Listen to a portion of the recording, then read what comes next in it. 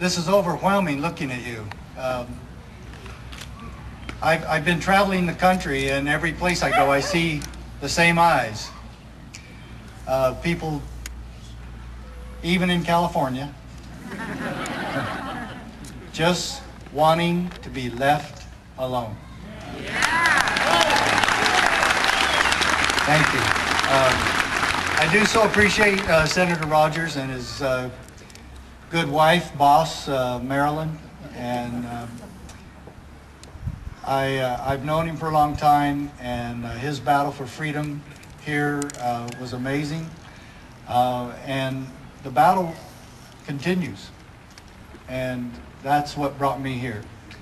I've been to Texas, to Pennsylvania, to Ohio, to Michigan, to New Mexico, to Montana, all that in the last 3 months, and my schedule is getting fuller and fuller every week, and all I can tell you is I am so happy to be here. This is the first time in my life that I've been to this particular town and this place, and the tea parties. I was saying this a long time ago. I've been preaching that we need peace officers in this country who will keep their oath of office, and then Stuart Rhodes comes along with Oath Keepers, and of course we've been married now. Don't tell my wife. But the marriage between me and Oath Keepers was easy, and we had a big rally in Lexington where I first met them, and they asked me to come out. And Lexington Concord's where the first shot was heard around the world, and you could feel the spirit of freedom there. And I can feel it here. And looking in your eyes, American people that just want their Constitution back and the rule of law, and for the politicians who promised us that they would uphold and defend the Constitution, that they would maybe consider doing that once or twice in their entire careers, instead of just the opposite. Now, I want to tell you, since I've started this, there's been several people that have spread some lies about it. And so I want to make sure you know exactly what this meeting today and this tea party is not. Okay? It is not supporting violence in any way. Okay? Do I support the original Boston Tea Party? Oh, hell yeah. Oh, yeah. But they weren't throwing politicians in the Boston Harbor. I know. What were they thinking? But I'm hoping to keep this process peaceful, and that's my goal. To restore our freedom and our Constitution as the supreme law of the land. My goal is to keep this peaceful. But I will warn the politicians, if this doesn't work, it won't be the tea next time. Okay? Now, and one other thing that this tea party is not, and I'm not. And I've been involved in this since probably 1984, and I've been writing articles and books, and I've got 3 of my books. I've got proof here. This book, it was first originally written in '94. I rewrote it in 2000. This book, 1999. This book just this year. This book has been out since February 15th and already has sold over 13,000 copies. Okay? Now, it should be about 13,400 tonight, right? Okay. Do not leave this meeting without it, and you're going to see why in just a minute. Because it's absolutely proof positive that state sovereignty and local autonomy and local officials can stop the incursions and the criminality of Washington, D.C. Okay? Proof positive right here. Okay? Now, this meeting, and I would not be here if it was otherwise, but the rumors about me is that for some reason after you stand up for the Constitution and you quote the Founding Fathers, they want to call you a racist. Okay? And Morris Dees of the Southern Poverty Law Center, what the heck does that mean? The Southern Poverty Law Center. What does that mean? He gets a right to call people racist who aren't? Oh, that's a funny name for somebody who gets to do that. I have never, will never, ever support anything that is racist. And let me say this very clearly. Freedom and our Constitution is for all races, all religions, all people, everyone. Right?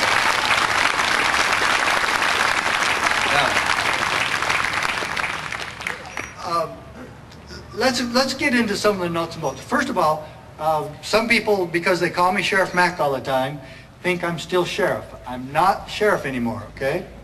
I was sheriff for 8 years.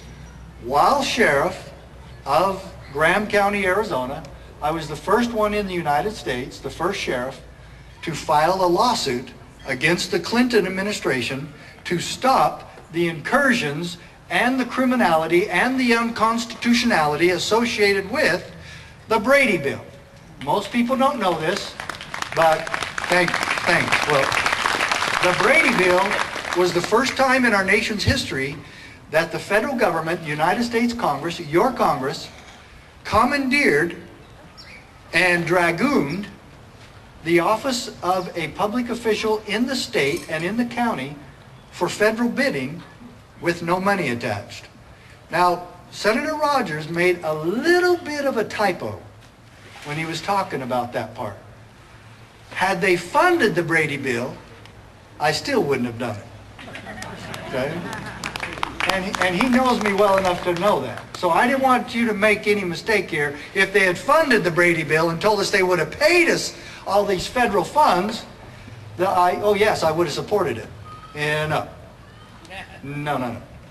The Brady Bill was unconstitutional because it forced me to violate your Second Amendment rights. And I said no. And then we filed a lawsuit. I didn't say I'm going to shoot everybody. No.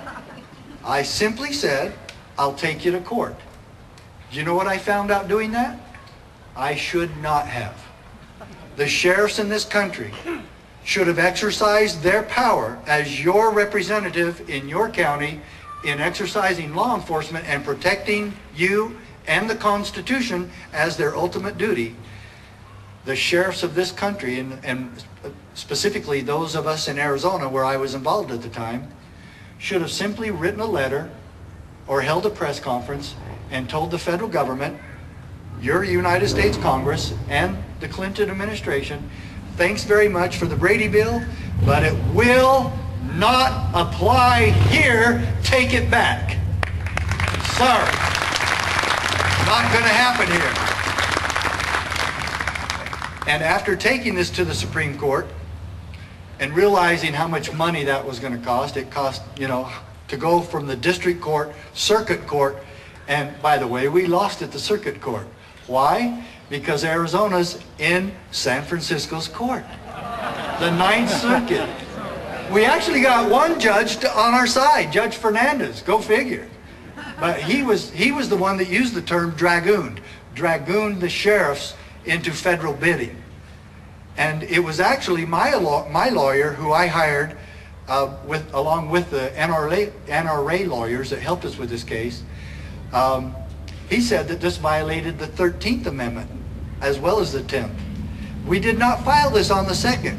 For all you Second Amendment guys, this was not filed on the Second Amendment because we had no standing on this. It didn't violate our Second Amendment rights. It violated yours. And we were forced to help with that. So the key component here is that it violated, some of you constitutional scholars, how could this violate the 13th Amendment? Because we were forced into federal involuntary servitude.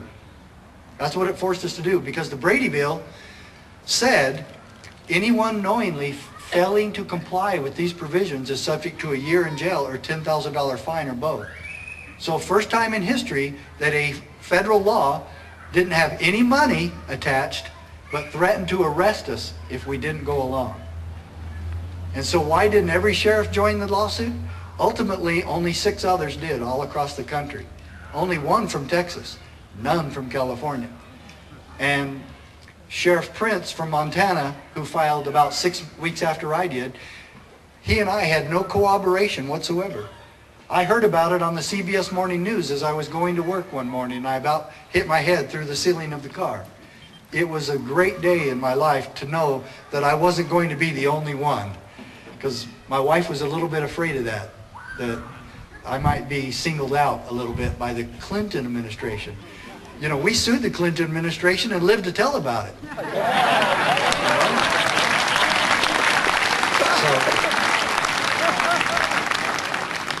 First, another thing I want you to know is that everything I say today will be documented in, I guess I'm going to show you these 5 documents you see in front of you. First, of course, the county sheriff, America's Last Hope, and that's really what we're promoting today as a theme. But the prequel to that was the proper role of law enforcement. Now that's a good-looking guy there. Weren't we all 20 years ago? Yeah, you know. And there's some specifics in here that it talks about my conversion to being a constitutional guard instead of a jerk peace officer by the numbers cop wanting to write everybody a ticket every day, or I mean every minute. And then this book, From My Cold Dead Fingers, Why America Needs Guns, was actually the book that I wrote pursuant to the lawsuit against the Clinton administration on the Brady Bill. And it has a lot of history of that. And then, of course, the Second Amendment dissected from the intent of the Founding Fathers. And then, of course, the Declaration of Independence and the Constitution. And this is a copy of the Supreme Court decision written by Justice Scalia. And this is probably the most powerful 10th Amendment decision in the history of our country. And I'm going to do a little fundraiser here, okay? First of all, what was the last words uttered by William Wallace? Freedom. Freedom! Okay, good. I'm going to write that quote on the top of this document, the Supreme Court decision. Then I'm going to sign my name. And I'm going to date it. Okay? And the first person that, offers me $100. Now you say, this isn't worth $100? No, the copying is not. The copying's worth about $3. This costs $300,000 over 3.5 years of my life. And whoever wants, I've got maybe 3 or 4 of these. And the first people who offer me $100, it's yours, okay? And then you can copy as many as you want and pass them around. But the press and the White House and Bill Clinton and Janet Reno said that this was a meaningless decision, changed nothing, and was a, quote, a mere token victory for the NRA. I wasn't a member of the NRA, so how did that happen? I've never been a gun nut, never been a gun enthusiast, and I've never been a hunter. The Second Amendment has never really had much to do with any of that. The Second Amendment is about one thing and one thing only. And that is that if the people of this country are going to remain in power and throw off abusive, tyrannical government, then they must have the tools to do so. That's what the Second Amendment's about. Okay?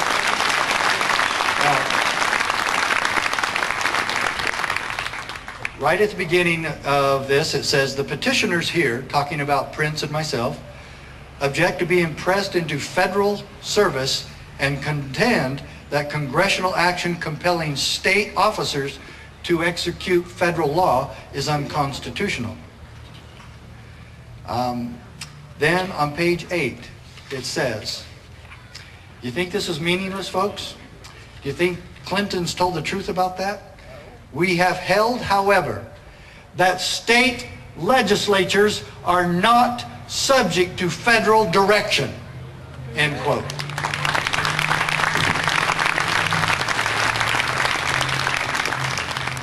And then it talks about the Supremacy Clause and how the states and local municipalities are just as supreme as the federal government. Bet you've never heard that one before, have you? And then, right here, page 17. See if this is worth that $100 to you, okay? It is an essential attribute of the states that they retained sovereignty, that they remain independent and autonomous within their proper sphere of authority. He's talking about the states there, not the federal government. It is no more compatible with this independence and autonomy that their officers be dragooned, as Judge Fernandez put it, into administering federal law than it would be compatible with the independence and autonomy of the United States and its federal officers to be impressed into the service and execution of state laws. We are equal, except they have much less power, and the sphere of the federal government is much smaller. And that's what we're going to be talking about right now. And one other quote from this decision. But the Constitution protects us from our own best intentions. But the Constitution protects us from our own best intentions. It divides power among sovereigns and among branches of government precisely so that we may resist the temptation to concentrate power in one location as an expedient solution to the crisis of the day. End quote. You think that's meaningless? Now, there's one thing also that this decision says. It calls us the CLEOs. Now, you know how Washington, D.C. is hooked on calling everybody a new acronym, right? The CLEO, the Chief Law Enforcement Officer. Well, this decision says the CLEOs challenge this suit, or sought to challenge this whole bill, okay? The CLEOs, Sheriff Prince and me. We're CLEOs. But do you get what they're saying? The sheriff. We have a Supreme Court decision. It says the sheriff is the CLEO. They're calling us the CLEO. The Chief Law Enforcement Officer. It didn't say the FBI. Didn't say the BATF. Didn't say the DEA. Didn't say anybody else in the federal government, because they're not. Nor the IRS. Thank you. And so here we go. And we're going to talk about this just a little bit here, okay? But one of my favorite Tea Party people, Alan Keyes, I heard him speak in Utah not too long ago. And right then I was rewriting this book, and I said, oh, I got to put that in the book. This is what he said, quote, "The only difference between today's slavery and the slavery of the Old South is that at least the plantation owners paid for the chains."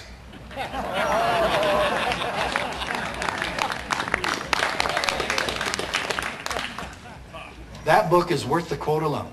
Okay. Now, ladies and gentlemen, and Senator Rogers touched on this. Do you want California to be the richest instead of the most broke state in the Union? Then stop paying for the chains.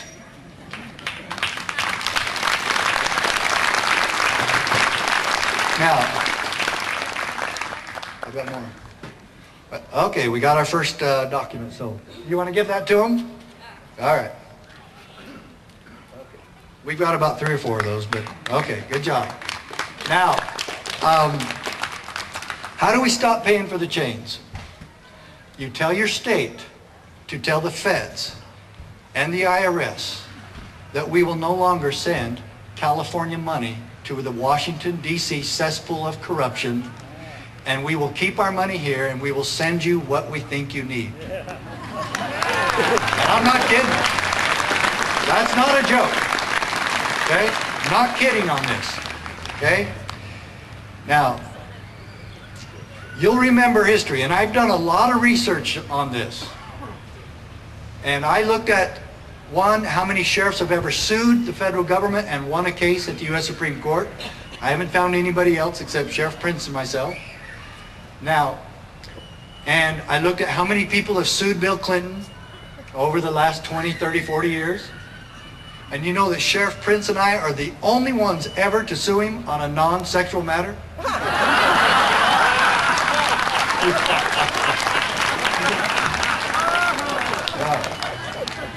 So first, Senator Rogers touched on this, and Oath Keepers is certainly bringing this to the forefront. And I really want to have time, and so I don't want any of you to leave, because we're going to do an Oath Keeper ceremony here. You, we, the people, are going to stand and take the oath today. Only those who absolutely believe that you will keep it, and that you will pledge your life and fortune and sacred honor to this holy cause. And those of you who wish to do that, young and old, will stand with me tonight and take that oath. And we're going to do that in just a little bit. But first, why do we take an oath? Why is it when he was a Marine, and when you become a peace officer, or when you were in Vietnam, or when you were any other public servant, even some school teachers take this oath? Take an oath of loyalty to the Constitution. Why? Because the Constitution requires it. Did you know that? It does. Article 6 of the United States Constitution. Before mentioned, and the members of the several state legislatures and all executive and judicial officers, both of the United States and of the several states, shall be bound by oath or affirmation to support this Constitution. If you do not take the oath, you are violating the supreme law of the land. If you do not keep your oath, you're violating the trust of the people. And that's all this is about. That's all I'm about. We follow the Constitution, we keep our word, we keep our oaths, and we put the Constitution back as the supreme law of the land. That's it. That's what your sheriff's responsibility is. That's what your responsibility is. And why do we have government? Where do we see that? Do any of our foundational documents tell us why we have government? Well, of course. It's not in the Constitution necessarily, but there's a lot of support there for it. But the promise was the Declaration of Independence. To secure that promise was the Constitution. And it's right here. You hear this all the time, don't you? Every 4th of July, or every time you hear a politician spouting off about, how he's going to, take care of you, That should really worry you, by the way, when somebody says that from Washington, D.C. Okay? But I'm here to tell you, we have got to shift our paradigm to local. Stop worrying about Washington, D.C. Stop worrying about chemtrails and whether Obama has a birth certificate. And Orly Tate's, God bless her, let her take care of that. But we have got to concentrate right here. This is where we can get our freedom back. If any of you think we're going to get our freedom and Constitution back in Washington, D.C., then I've got beachfront property for you in Omaha. It's not going to happen in the cesspool of corruption. How many times do we have to get hit over the head with a Washington, D.C. baseball bat of corruption and still think there's some sort of hope there? God bless Ron Paul, but you know what? Being alone there, he's not going to get too much by way of freedom, is he? And I love him. I voted for him, support him. I know him. I called him a while ago, told him about this, and absolutely, he is right on every issue. I've never disagreed with him on any issue. But where do we now concentrate on those issues? Washington, D.C.? No. That's a waste of time and money. That's all that place is. And if God doesn't strike down Washington, D.C., he owes Sodom and Gomorrah an apology. So forget Washington, D.C. We hold these truths to be self-evident, it says. That we're endowed by our Creator with certain unalienable rights. That among these are life, liberty, and the pursuit of happiness. What is next? Well, what did I start this with? Where do we see what government is for? To secure these rights. Governments are instituted among men. Declaration of Independence. To secure what? to secure these rights: life, liberty, and the pursuit of happiness or property. Why do we have a dog catcher? And all the way down to the president.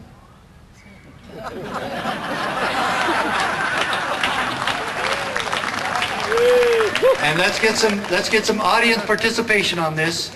Let's say 4 words so everybody around here can hear it, even over the motorcycles that might be driving by.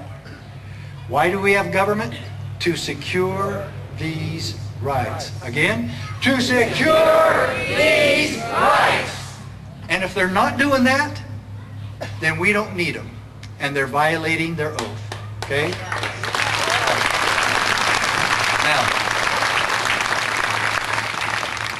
okay, when we filed the lawsuit, first we started at the district court, we won. We actually won there huge. And it was amazing how many principles were involved in this, because Scalia, in writing the decision for the majority, actually quotes Madison and the Federalist Papers. Can you imagine that? A Supreme Court decision quoting the foundational documents and the Founding Fathers in his decision. It doesn't happen very often. Not at all.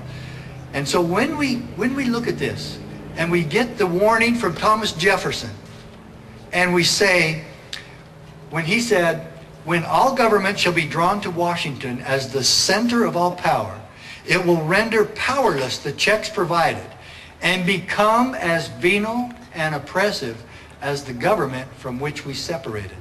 King George III. When government becomes venal and oppressive, my dear friends and fellow Americans, when it becomes venal and oppressive, as it is today, and never more so in the history of our country, including 1776, where can we turn for peace and safety and protection? Washington, D.C.? I told you, not Washington, D.C. It's your county sheriff. It's him. It's your local authorities. The county sheriff, America's last hope. Okay? That's where it is. That's what we're concentrating on here. The back of the book has an endorsement from Sheriff Joe Arpaio from Maricopa County in Phoenix.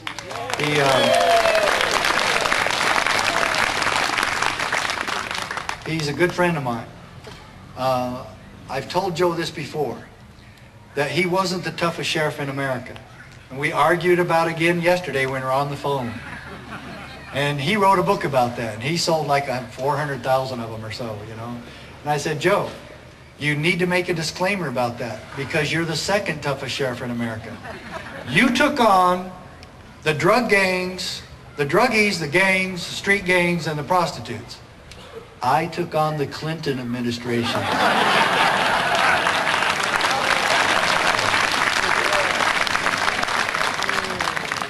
Page 19, let's make sure, any of you that have this, page 19, the last paragraph. James Madison warned, there are more instances of the abridgment of freedom of the people by gradual and silent encroachments from those in power than by violent and sudden usurpations or wars or foreign enemies. So where do we concentrate? What did he just say there? He just said what I've said. It's on my website, sheriffmac.com. I've said this for years. It's in my books. It's in this book. That the greatest threat to God-given, constitutional American liberty is our own federal government. I hope that doesn't shock you. And it doesn't please me to say it. But it's the truth. And where do we have to then stand against this and stop these venal and gradual encroachments? The only problem with it is they're not silent and they're not gradual. And we're watching our country die. And if we do not get the support of our local officials, and if we do not get the sheriffs of this country standing as an army, marching as if to Washington, D.C., for us, for each of us here, we will continue and we will watch America die. And I don't want to. And I will not. And I've dedicated my life. And I hope you will dedicate yours tonight with me. As we, again, hand in hand, as a fellow Americans and as the backbone of this country, we the people will stand and make sure that our sheriffs stand for us and our local state officials as well. But it will happen right here in California, in your counties, where government is small and easier to work with.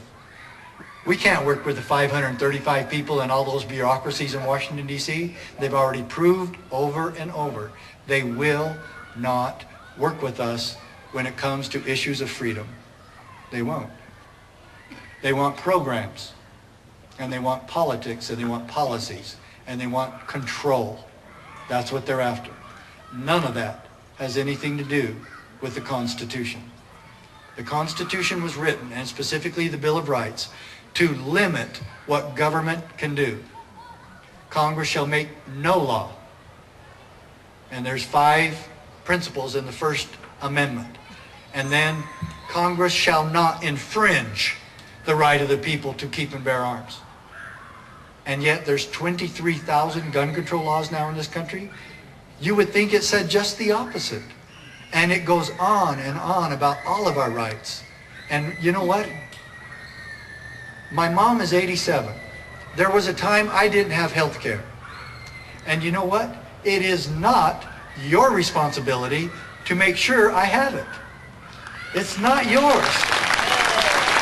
Therefore, it cannot be my government's, because it's not yours and they can only do what represents you and what you can do. Okay? So, now, I started law enforcement just about like every other cop. And I wanted to be, you know, in an exciting career. I wanted the high-speed pursuits. I wanted to kick in the doors. I wanted to be at the major traffic accidents, solve crimes, solve murders. And after about 3 years, I worked an undercover assignment. And that's documented in here and has my undercover picture in there even. And then I'm back on patrol, and I'm out writing tickets one day. And that's all I'm doing. And we had a DAR, daily activity report, and I'm filling out my daily activity report, and I'm in a marked unit, I'm in a patrol car. And it's easy to see. And it has the red and blue lights on it and all that, okay? And I'm parked at an intersection, and I'm just south of the intersection facing north, about 50 feet from the stop sign, and this lady runs a stop sign right in front of me. And it looks like, and some of you ladies that have maybe 3 or 4, maybe 5, 6, 7, 8, 9 kids, you might be able to relate to this. But what I saw inside her car looked like the Tasmanian devil. And all it was a bunch of kids, and it was feet flying and hands and heads, and then the mom is trying to settle them all down, and she runs through the stop sign while she's trying to take care of the kids and settle them down. And she looks over at me, and she looks where she is in the intersection, and she just throws her arms up in the air like, what else could go wrong today? So I get up to her, and she already has her license and registration out the window. I didn't even have to turn on my red and blue lights. She's just immediately pulled over. And I thought, well, you know what? This is going to be an easy one. I'm going to get another slash mark on my daily activity report. You know, write the tickets. Oh, yes. Were there quotas? No, but it was the same thing. I mean, they would interview us and say, how many tickets can you write this month? Serious. That's all true. And so I just start writing this lady a ticket. She didn't make a fight at all. She didn't say, oh, sheriff or officer, you have a mother. I mean, you wouldn't write your mother a ticket. How about your wife? She has a bunch of kids, and I didn't mean, and it was an accident. She was just staring straight ahead, very depressed, and I think maybe she was wondering why she married the guy that gave her all those kids. And now I'm just filling out the ticket with her license information, and I'm just signing my name at the end and putting my serial number And I paused. And I looked down at this dejected, depressed, dismayed lady. And I looked at her snotty-nosed kids, and they're still fighting, some of them are crying. And I looked at her dilapidated old car that wasn't worth $350. It was a Datsun compact station wagon of some sort. And I do mean Datsun, not Nissan, Datsun. It was old. And then I looked at me. And it was the most penetrating gaze I'd ever experienced in my life. And I asked myself a few questions. I said, Mac, is there anything that you're doing here that's helping this family? Maybe a real peace officer would recognize this family cannot afford this ticket that you're giving them. Whether it's $40 or $50, whether it was $10, she could not have afforded this ticket. Her kids needed clothes and food. And I'm going to write her a ticket because that's my job. And yes, I was a by-the-numbers jerk. And then I said, is there anything that you're doing here that's making this a better place to live?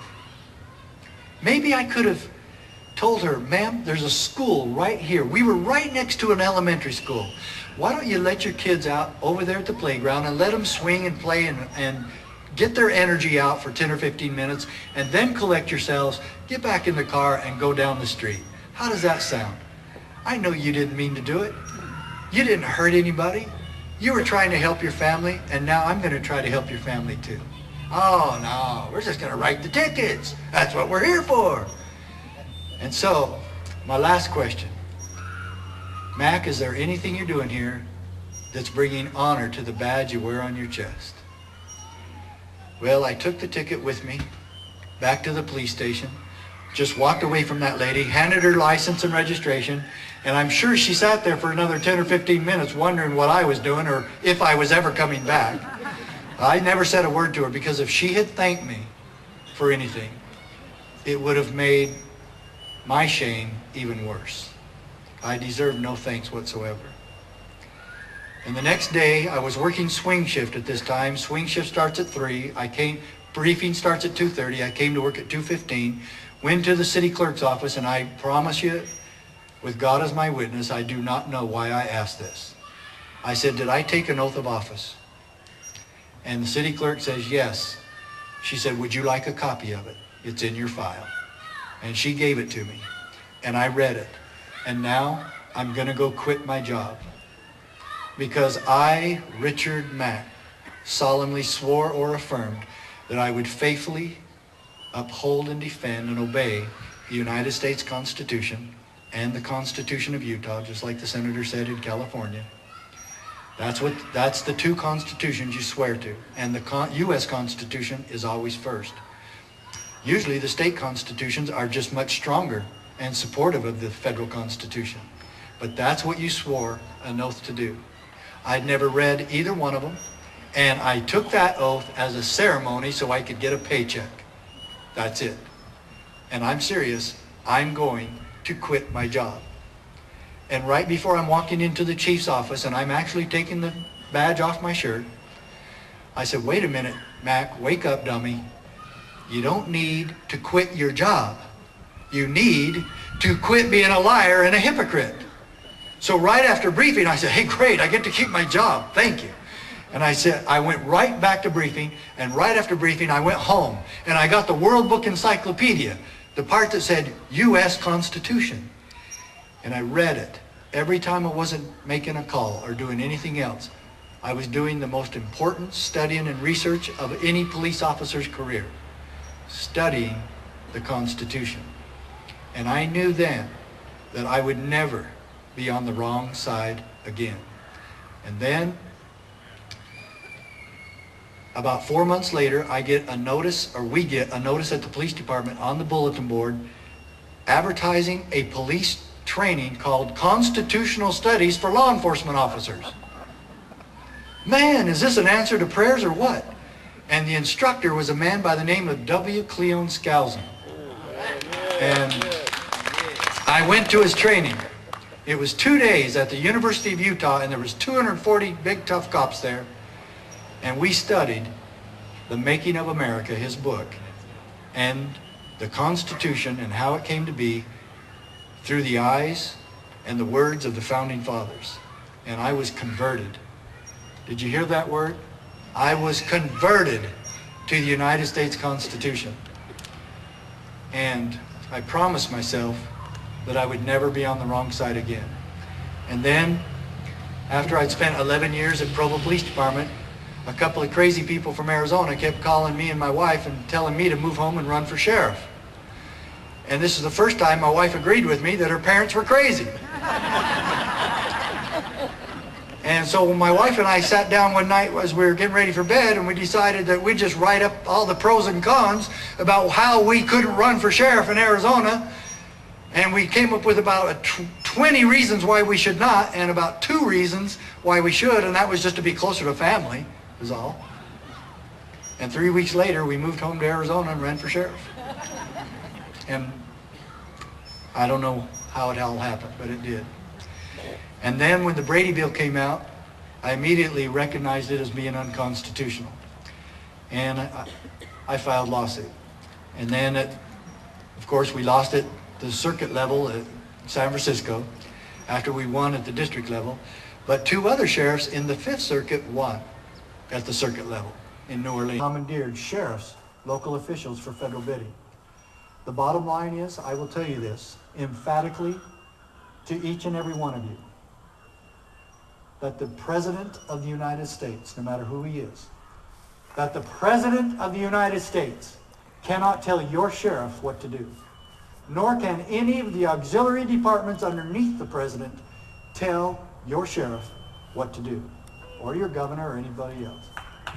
Not. Can't happen. So let's go over this. Let's go over this really quickly. Quoting from the decision, again it's in the book, 50 pages that every peace officer and sheriff in this country should use, read, and adhere to. Okay? Quote, "The great innovation of this design was that our citizens would have 2 political capacities, one state and one federal." Get this, quote, "each protected from incursions by the other." Who's supposed to protect me from incursions from the federal government? The other government. The other governments. Each protected from incursion by the other. A legal system unprecedented in form and design, establishing 2 forms of government, each with its own direct relationship and set of rights and obligations to the people who sustain it and are governed by it. Now get this, again, quoting the United States Supreme Court. "The local or municipal authorities form distinct and independent portions of the supremacy.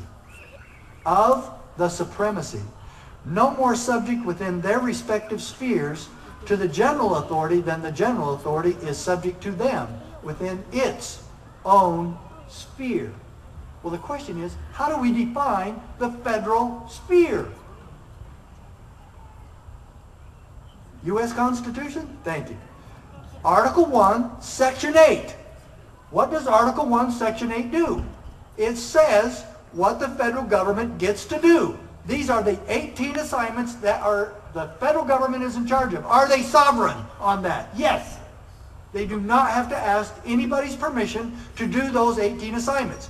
If they want to come in here to your county to do those 18 assignments, I can't stop them. However, anything outside Article 1, Section 8, where must the federal government refer? The 10th Amendment and the 9th, which states anything not inside Article 1, Section 8 belongs to the states or to the people respectively. Shows you how powerful we are, doesn't it? We're equal with the states. Those powers are retained by the people and the states. So if ever the federal government wants to expand their power or bureaucracy, or just get creative, they must refer to the 10th Amendment.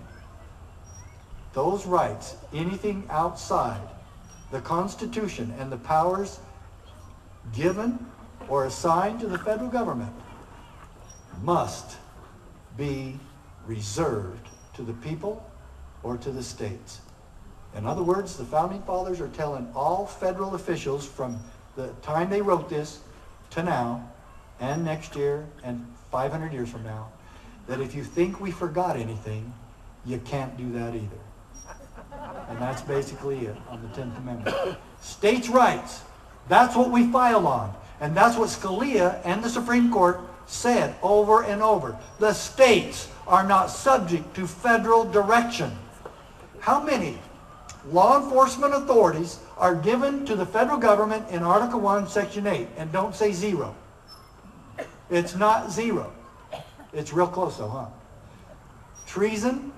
And don't you wish the FBI would investigate treason? Don't you wish they would start in Washington, D.C.? And don't you wish they would try to work their way out of there? And maybe in 25 years they could maybe get out of there, huh?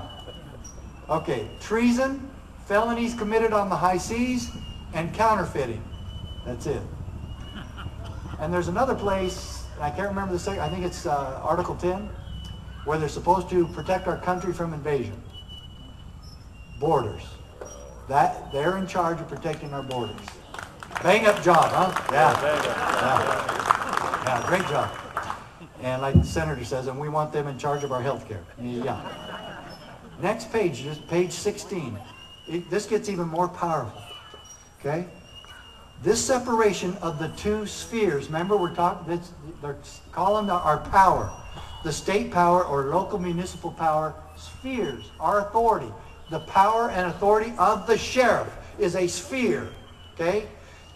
This separation of the two spheres is one of the Constitution's, get the kicker here, is one of the Constitution's structural protections of liberty. What? The separation is a structural protection of liberty. A healthy balance of power between the states and the federal government will reduce the risk of tyranny and abuse from either front. And I'm still quoting. Hence, a double security arises to the rights of the people. A what? A double security arises to the rights of the people. Folks, I am not making this stuff up. I'm only the messenger. I'm only the researcher. The rest is up to you and your local officials to have the guts to keep their oaths. The different governments will control each other at the same time that each will be controlled by itself. So when the federal government refuses to control itself, who is in charge of controlling it? State and local spheres. And the number one, let's say the number one problem that we've had with the federal government the last 30, 40, 50 years, the IRS.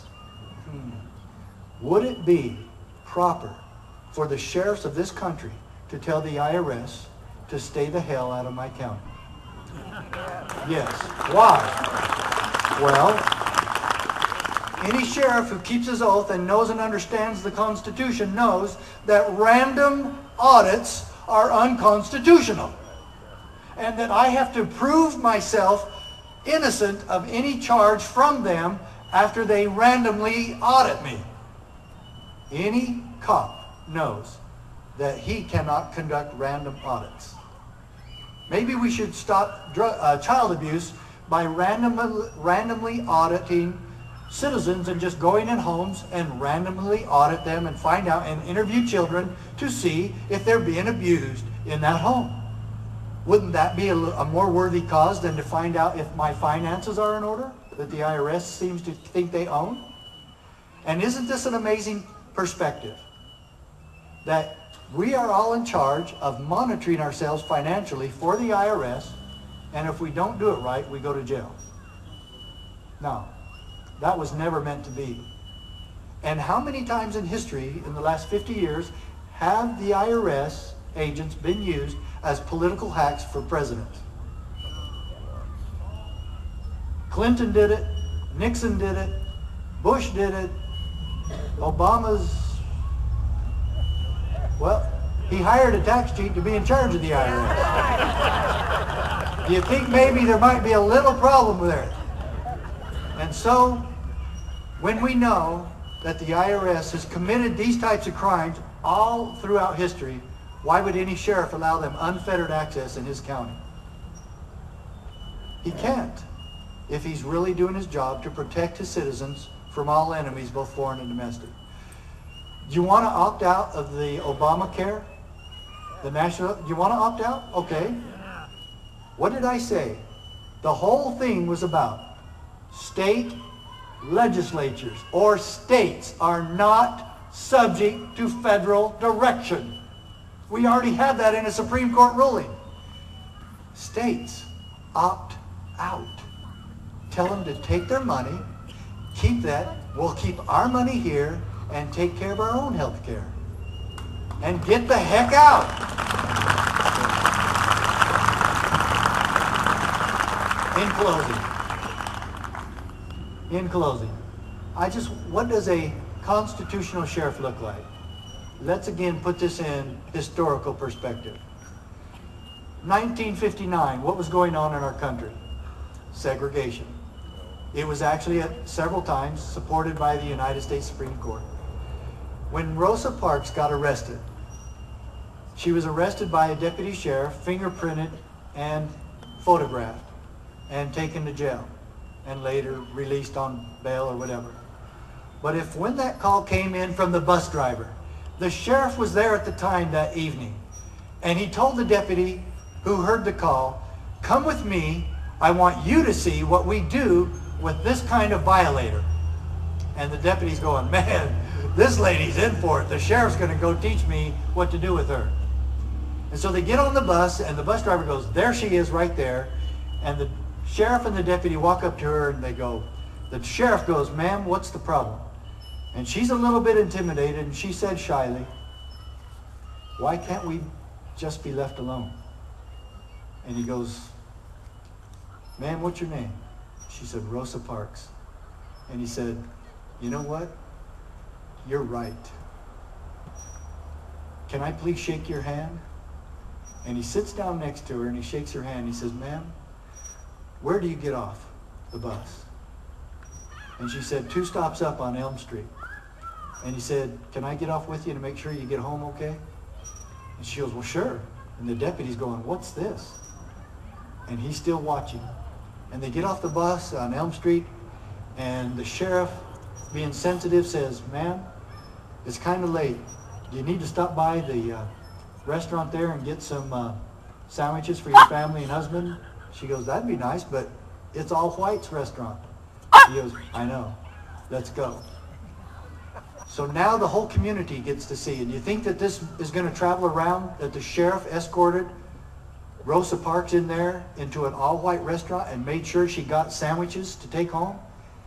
And she had the audacity to use the all-white water fountain when she left too, right outside. And then the sheriff takes her home, and Rosa Parks' husband sees him, and he goes, oh no, what did Rosa Parks do this time? And he goes out there and says, what's up? And the sheriff goes, calm down. He said, Rosa refused to give her seat up to a white man, but everything's going to be okay. And says, by the way, Mr. Parks, do you have a gun in the home? And he says, yes, I sure do. And he says, is it loaded?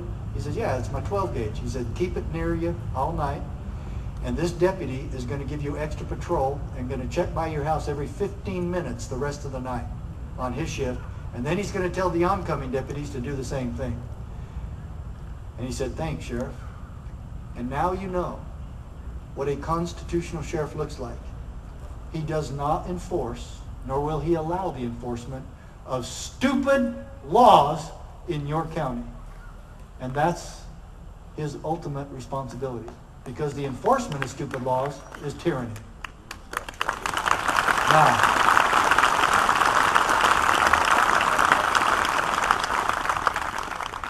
real quickly, those of you who want to stand with me and raise your right arm and take an oath to the Constitution and to America, do not do this if you're not going to keep it. But if you will keep it, stand with me and raise your right arm. Now, wait, don't do this yet. I want to read it first. Don't raise your right arm yet. I want you to hear what you're going to swear to, because I don't want any mistakes here, okay? This is it.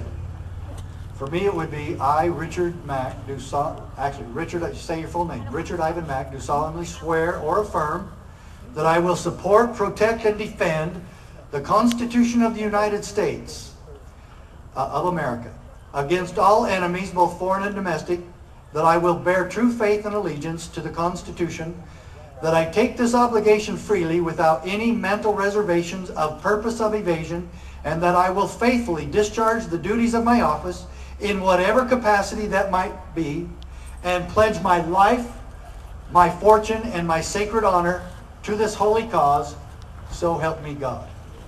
Okay, that's what you're going to swear to.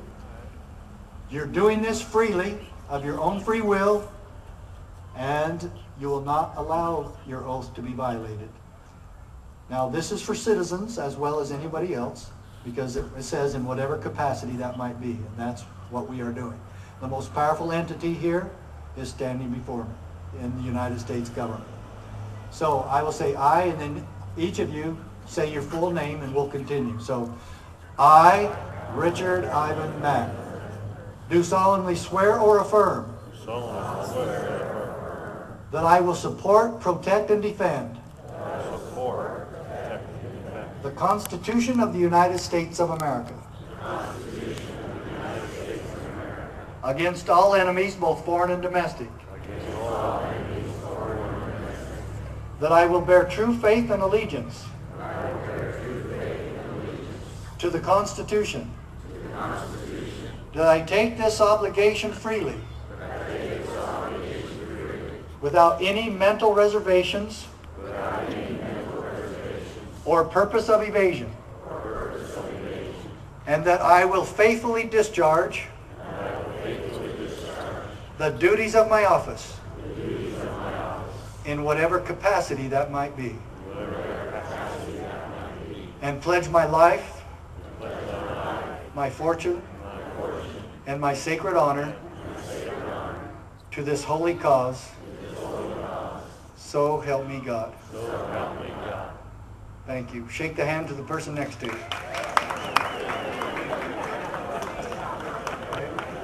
Now, I have one last minute. Go ahead and sit back down. If I could...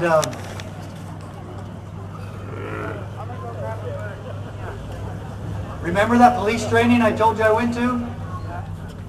The police training that I went to back when I was a rookie cop about the constitutional studies for law enforcement, I'm now teaching that class to law enforcement across the country.